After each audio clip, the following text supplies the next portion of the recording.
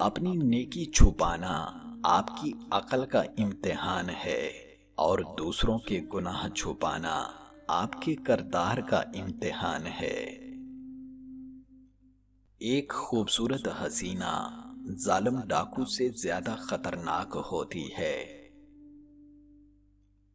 औरतों को हर खूबसूरत मर्द शरीफ लगता है।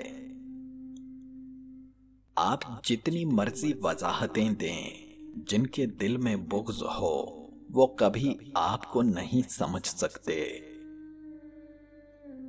बुरा वक्त घोड़े की पीठ पर बैठ कर आता है, मगर जाता चींटी की पीठ पर है। हाँ, मगर जाते हुए बहुत से मतलब परस्त और फजूल लोग बिठा कर ले जाता है। मोहब्बत अगर हकीकत है तो किसी बदसूरत से क्यों नहीं होती।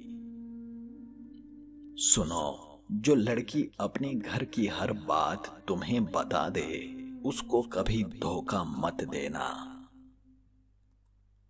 एक औरत की सबसे बड़ी गलती वो कितने साल जाया कर देती है किसी के इंतजार में।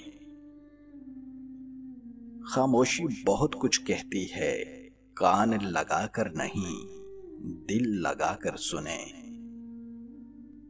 औरत चाहे तो मर्द को अपने हिसार से निकलने ना दे, और बात चाहत की होती है, फैसले हमारे इरादे करते हैं।